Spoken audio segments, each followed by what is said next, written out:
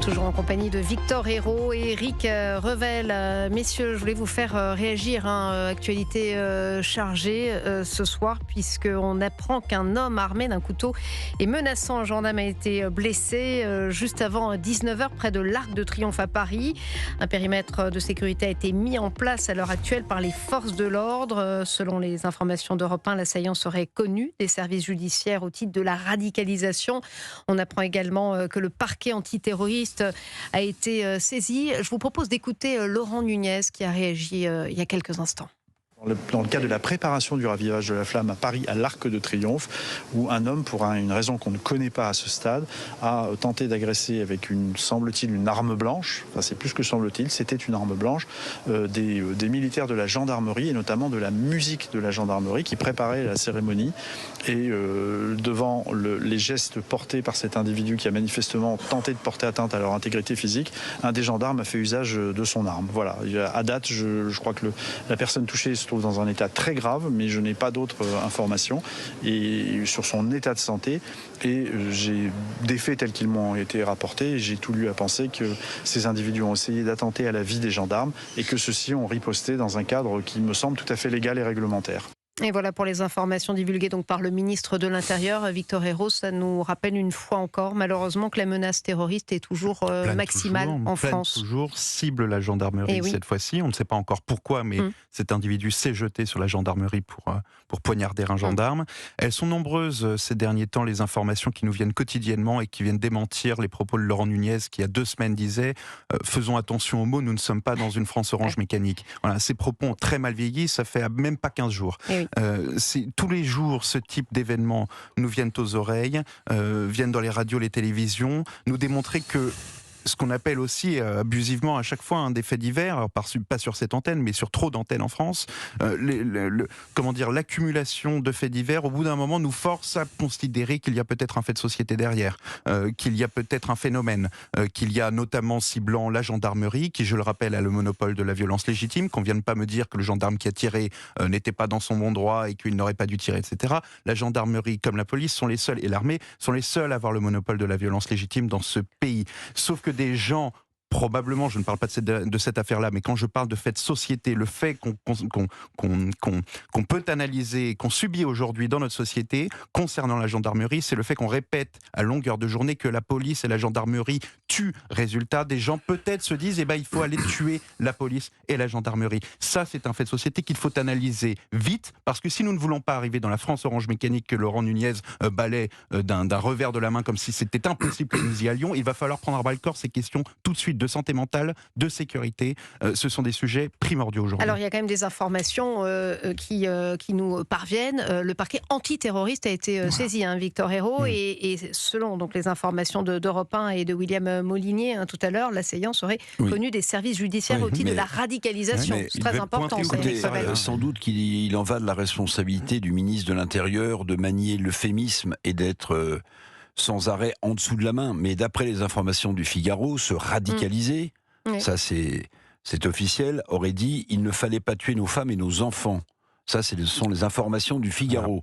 Donc, si vous avez un radicalisé et que l'agresseur qui a tenté, comme dit, en usant d'euphémisme, le ministre de l'Intérieur, de toucher l'intégrité physique, j'adore ces termes qui ne veulent rien dire, s'il a dit, c'est une information du Figaro, il ne fallait pas tuer nos femmes et nos enfants, vous voyez bien que quelqu'un vient de s'en prendre à des gendarmes, parce qu'on a importé, parce que l'extrême gauche a importé ce qui se passe d'affreux à Gaza dans notre pays. Il ne fallait pas tuer nos femmes et nos enfants. Information du Figaro. On ne sait pas forcément si c'est Gaza ou la Syrie, parce qu'il y a aussi la question des djihadistes qui nous reviennent de Syrie. Vous avez raison, mais j'en veux quand même au ministre de l'Intérieur, même si c'est de sa responsabilité.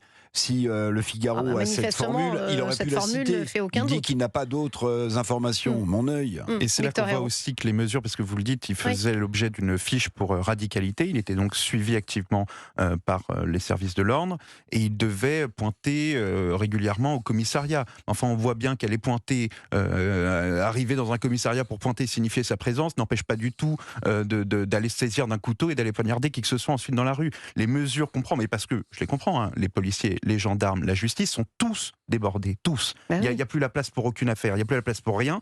Et sauf qu'en parallèle, le nombre de personnes qu'on appellera soit dérangées, soit atteintes de troubles psychiatriques, soit qui sont des activistes dangereux, soit qui sont au bout de la chaîne des terroristes, eh ben, ces gens-là se multiplient sur le territoire. Donc on a une justice et une police, une gendarmerie qui n'arrivent plus à répondre aux problèmes, et des gens qui en veulent à ces institutions-là et qui en veulent à la France, qui se multiplient. Ça ne peut pas bien finir. Et encore une fois, Laurent Nunez devrait se pencher sur cette question-là plutôt que de dire « Oh, ne vous occupez pas de la sémantique de l'orange mécanique, ça n'a rien à voir avec ça. » Mais il y a vraiment une forme d'impuissance. Alors encore une fois, on ne connaît pas les détails de cette affaire qui nous anime, mais vous vous souvenez, à Mulhouse, il y a un an, c'était en janvier, l'attentat, un homme a perdu la vie, je m'en souviens, un homme portugais, c'était un OQTF, 14 OQTF. Il n'a jamais été récupéré, rapatrié en Algérie. Il y a une forme à chaque fois d'impuissance avec les drames qu'on connaît. Apparemment, il y a un gendarme entre la vie et la mort ce soir. Que peut-on faire, Éric Revel ? Eh bien, Laurent, le ministre de l'Intérieur va se rendre en Algérie. Vous voyez, il va aller montrer patte blanche dans 3 jours. J'espère qu'il viendra avec notre confrère qui est détenu dans les geôles algériennes, Christophe Glaise. Mais voilà, vous voyez... on est en train de parler de ce problème énorme que l'on a à pouvoir refouler dans leur pays des OQTF qui n'ont rien à faire chez nous. Et vous avez un ministre de l'Intérieur qui va à Canossa, qui va aller demander grâce au président Tebboune et à son homologue. Vous voyez, si on avait un peu de fermeté, je vais employer ce mot-là, on aurait pu demander au ministre de l'Intérieur algérien de venir en France s'expliquer. Non, nous allons en Algérie demander pardon. La question des OQTF dangereux, il faut bien préciser, parce qu'il y a plein de gens qui sont sous OQTF, alors qui certes administrativement n'ont pas le droit d'être sur le territoire, mais qui ne sont pas des individus dangereux du tout. Mais en revanche, les OQTF dangereux, c'est important de rappeler pour les personnes qui nous diraient oui, mais là c'est raciste de vouloir envoyer les gens dans leur pays, etc. Enfin, il y a tout un tas de personnes qui disent je vois pas le rapport avec la nationalité de la personne. C'est au fond très simple, c'est mathématique. C'est qu'on a suffisamment de personnes françaises, de nationalité française sur le territoire, qui sont atteintes de troubles psychiatriques ou de volonté de nuire à autrui et qu'on devrait envoyer en hôpital psychiatrique ou en prison pour en plus devoir subir des stocks supplémentaires qui viennent par des flux massifs de gens qui pourraient très simplement être renvoyés dans leur pays immédiatement plutôt que de sursaturer et les prisons et les hôpitaux. Donc c'est simplement une question de gestion et de mathématiques. Les personnes qu'on peut expulser, c'est-à-dire ceux qui ne sont pas français, devraient l'être à condition qu'ils soient dangereux, je le rappelle. Alors je tiens à me corriger moi-même, puisque c'est les gendarmes qui ont neutralisé cet individu qui, lui, est entre la vie et la mort. Heureusement, c'était une erreur, effectivement, que les informations nous parviennent au compte-gouttes. Messieurs, je voulais vous faire réagir. On a commencé à en parler tout à l'heure avec vous. Éric Revel, Emmanuel Macron donc a planté un chêne. En tout cas, il était déjà planté, mais enfin, il a mis de la terre dessus dans les jardins de l'Élysée en hommage à Ilan Halimi. Torturé par le gang des barbares, c'était il y a 20 ans, dirigé par Youssouf Fofana, un jeune homme donc séquestré, torturé, qui a été laissé pour mort. Le chef de l'État a dénoncé les nouvelles formes d'antisémitisme. En effet, des paroles qu'on aimerait bien voir suivies d'actes. Je vous propose d'écouter Emmanuel Macron avant de vous faire réagir. Ilan Halimi était juif. Et c'est parce qu'il était juif que depuis 20 ans, il manque à tous. C'est parce qu'il était juif qu'il subit un supplice innommable, calvaire de 24 jours venu du fond des âges. L'absurdité des préjugés antisémites, la mécanique de la torture, la négation de son humanité. Tout est effroi. Et cet effroi ne peut s'atténuer, car en 20 ans, la barbarie antisémite n'a pas reculé. Au contraire, elle n'a cessé de se régénérer. Alors, Éric Revel, on est ravis d'entendre ces mots, mais c'est vrai qu'on aimerait déjà voir des actes. Et puis, on se souvient tout de même, alors on a coutume de le rappeler, mais quand même, le président de la République n'avait pas participé à la marche contre l'antisémitisme. Non, moi je préfère commenter le beau geste de planter un chêne en la mémoire de Ilan Halimi que de commenter les propos du chef de l'État qui me semblent, sur la forme, toujours un peu les mêmes. Voilà, alors certains le trouveront excellent, moi je trouve ça un peu surjoué parce que vous le rappeliez, il n'a pas daigné honorer de sa présence cette marche contre l'antisémitisme il y a plusieurs années.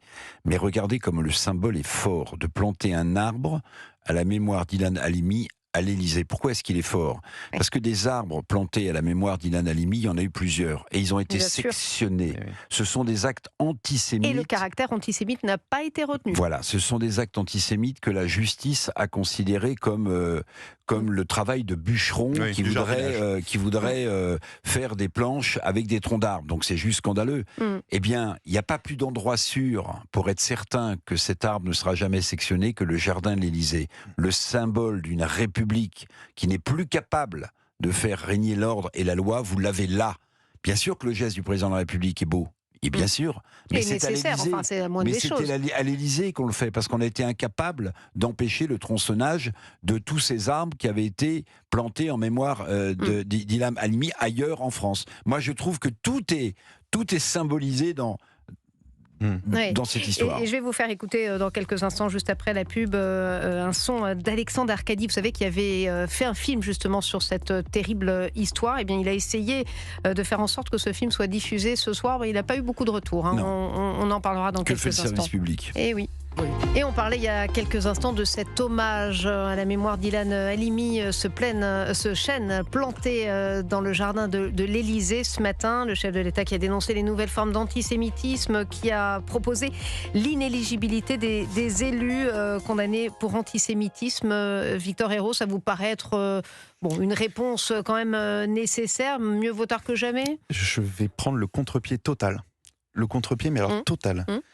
Je pense que l'enfer est pavé de bonnes intentions et que cette loi d'inéligibilité en cas de condamnation pour racisme ou antisémitisme serait une bonne chose dans une France où l'on est sérieux et précis avec une définition très restreinte de ce qu'est l'antisémitisme et de ce qu'est le racisme. Parce que si vous avez raison, surtout loi... qu'il n'y a pas beaucoup de condamnés. Et non, d'une part. Et si c'est une loi, moi je considère, si vous voulez, que en matière de démocratie, le peuple doit trancher et que le débat politique et le débat d'idées doit permettre parfois des écarts qui sont condamnables. La justice se charge de les condamner si les propos sont condamnables, pour racisme ou pour antisémitisme ou pour que sais-je d'ailleurs. Mais en revanche, si le peuple ensuite ne pardonne pas à la personnalité politique d'avoir dit quelque chose, qu'il ne vote pas pour lui. Mais je considère, à mon avis, dangereux le précédent selon lequel on empêcherait à tout candidat condamné pour des propos raciste ou antisémite, de se présenter à une élection. Parce que ça dépend ce qu'on met dans le racisme et ça dépend ce qu'on met dans l'antisémitisme. Encore une fois, il y a une acception très large aujourd'hui de ces concepts-là, à mon sens, qui se débattent parfois, et où des personnalités peuvent être condamnées sans avoir été, à mon sens, à mon regard, comme au regard d'autres personnes, sans avoir franchi une ligne véritablement raciste ou antisémite. Et je trouverais ça très dommageable que cette personne-là ne puisse pas se présenter à quelconque élection. Moi je rajouterais surtout, Éric Revel, qu'il faudrait peut-être davantage retenir en général la notion d'antisémitisme.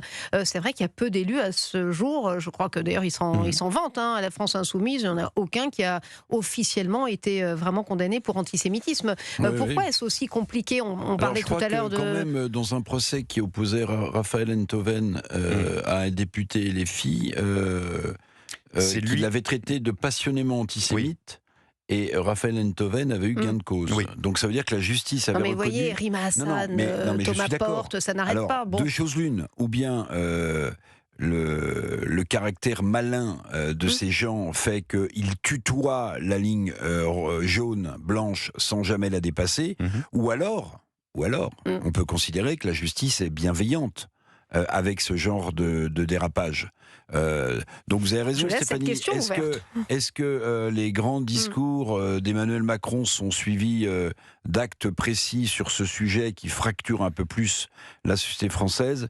Moi, j'ai des doutes. Vous savez, j'observe l'Élysée depuis qu'Emmanuel Macron y est le locataire gratuit. L'Élysée est devenue une agence de communication événementielle. Vous voyez, c'est pas le lieu où finalement les mots sont suivis d'actes. Et je vous le disais avant le journal de Maël Hassani, Alexandre Arcadi a sorti un film sur la vérité sur l'affaire Ilan Halimi en 2014. Il était l'invité ce matin de l'heure des pros, Alexandre Arcadi. Il s'étonne de la non-diffusion de son film qui aurait pu effectivement être pédagogique ce soir. Eh bien non, écoutez. Il y a un mot de Manuel Valls, qui était Premier ministre à l'époque où je lui ai montré le film.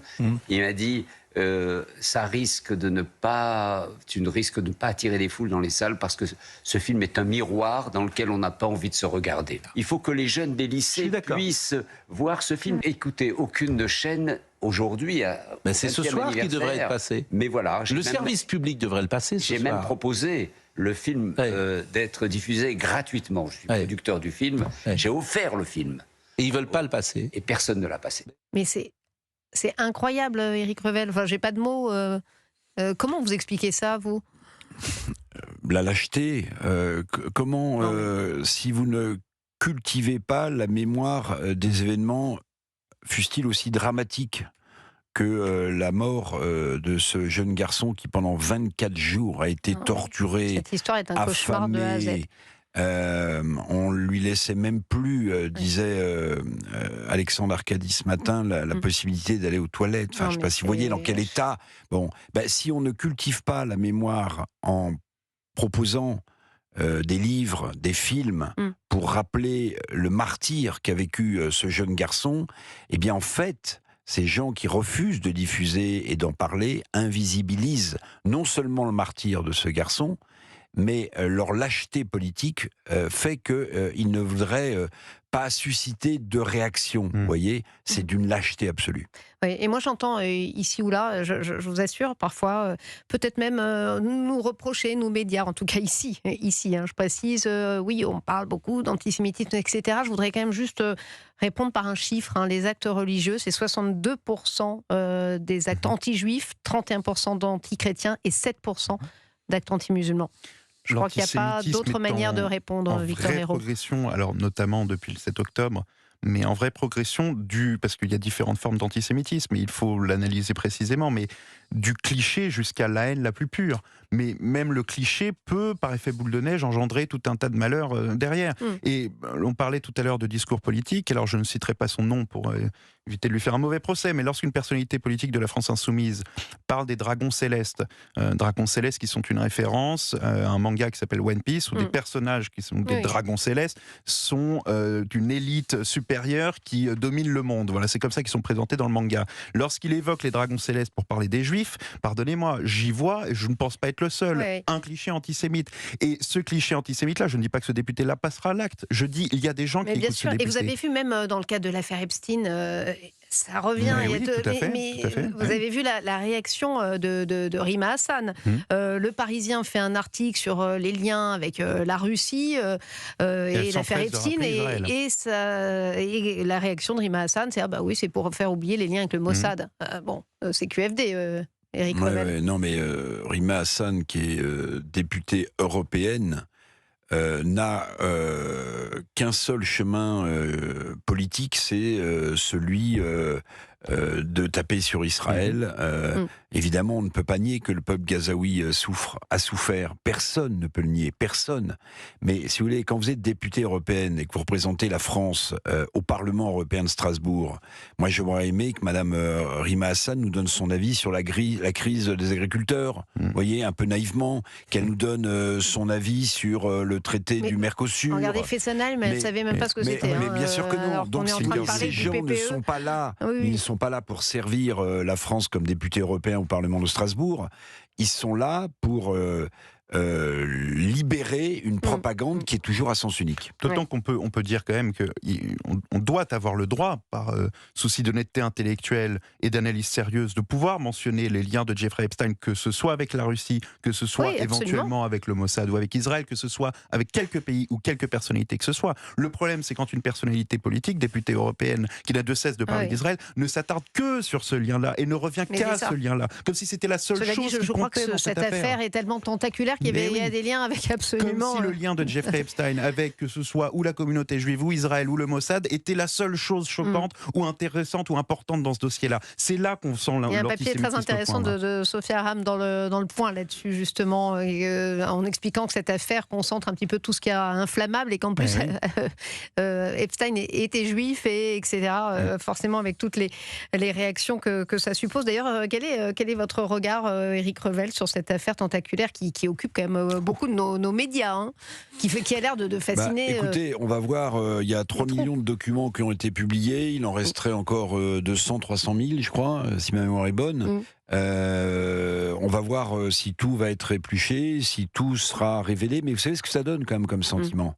Hein, alors, et moi, j'ai jamais été catalogué comme complotiste, si vous voulez, mais ça donne comme le sentiment que les élites politiques, financières. Bon, je parle pas des déviances sexuelles abominables de Monsieur Epstein, mais globalement, ça veut dire que tous ces gens, en fait, quelques pays d'où ils viennent, quelle que soit leur couleur politique, d'ailleurs, en gros, en fait, ils se connaissent. Ils se fréquentent, ils font des affaires ensemble et ils dirigent le monde. C'est ça que ça donne. Hein, mais bien sûr que c'est dévastateur. Parce qu'on se dit, mais alors nous, on nous fait, par exemple, voter, mais est-ce qu'on est sûr que les choix qu'on fait en termes de politique pour tel ou tel individu, que cet individu, s'il arrive au pouvoir, il n'est déjà pas dans un réseau qui l'influencerait pour faire ceci ou cela. C'est terrifiant. Enfin, malheureusement, les affaires de pédophilie, il n'y a pas que dans les hautes sphères. Le député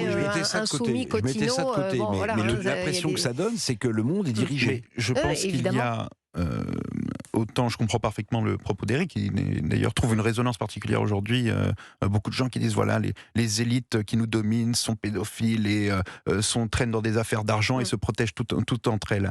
Ça, c'est le risque de ces affaires-là. Maintenant, je considère, moi, ma pensée profonde est qu'il y a autant de salauds dans l'élite, comme on dit, que dans le peuple. Simplement, les salauds de l'élite ont plus de moyens et ont plus de réseaux et plus de contacts. Donc voilà, donc quand une affaire comme celle-ci est à jour, on se dit tout de suite, ah mais oui, mais c'est l'élite qui machin. Non, il y en a autant dans le peuple, si c'est d'ailleurs une bonne chose de séparer élite et peuple. Je ne pense pas que ce soit une bonne chose. Mais il y en a autant, simplement, ils n'ont pas les mêmes moyens, ils n'ont pas les mêmes connaissances, ils n'ont pas le même réseau et ils n'ont pas les mêmes façons de s'entraider ou de s'entrecouvrir. Voilà. Absolument. Je voulais quand même terminer par une note positive, parce que j'étais chargé ce soir avec Cocorico. Faites-nous rêver avec la Lune et l'espace. Oui, exactement. Alors, il y a eu les JO, mais oui, effectivement, je voulais vous amener dans l'espace. La Française Sophie Adeno a décollé ce matin de Cap Canaveral en Floride vers la Station Spatiale Internationale. Alors ça fait toujours rêver, Victor Hérault. C'est là qu'on se dit quand même qu'on a beau se rappeler continuellement et parfois avec un peu trop de vigueur que la France est sur le déclin et que la France n'a plus les moyens et que la France ne compte plus. Ce sont quand même des événements et individuels et nationaux qui nous rappellent que la France est quand même un formidable pays capable de produire des talents monstres, parce qu'il faut en avoir du talent et de l'exercice et de l'entraînement pour arriver à faire ce qu'a fait Sophie Adeno. Voilà, ça redonne le sourire et ça redonne espoir. Elle nous dit osons rêver grand ensemble. Éric Revel. Osons rêver. Bah oui, ça serait bien quand même. Je retiens aussi qu'elle a expliqué dans une interview, notre nouvelle astronaute Sophie Adeno, qu'elle avait un poster de Claudie Aigneret dans sa chambre. Oui. Et que Claudie Aigneret, qui était la première femme française dans l'espace, cosmonaute, donc partie avec les Russes. Oui, j'allais dire, parce que cosmonaute, c'est russe, astronaute si vous voulez, j'aimerais aussi, parce que je connais la sensibilité de Claudie Aigneret, j'aimerais aussi avoir une pensée pour elle, parce que quand vous avez réalisé le parcours qu'elle a réalisé comme astronaute, mais aussi comme femme politique, elle était ministre, Claudie, qu'une gamine ait dans sa chambre un poster qui la faisait rêver de pied en cap, qui s'appelait Claudie Aigneret. Voilà, si elle écoute, je voulais lui... Exactement. Et vous aviez quoi comme poster dans votre chambre ? Je n'avais pas de poster. Et vous, Victor Hérault ? Moi, je collectionne Floyd, mais alors ça n'a rien à voir. Il y a un rapport avec l'espace, mais c'est pas le même. Non, je collectionnais les figures, vous savez, de footballeurs là, qu'on mettait dans des albums. Ah oui, les Panini. Voilà. Oui, évidemment, bien sûr. Moi aussi, figurez-vous, j'avais des Panini. C'est parce que j'en ai fait d'ailleurs. Bon, restez avec nous dans quelques instants. On se retrouve sur Europe.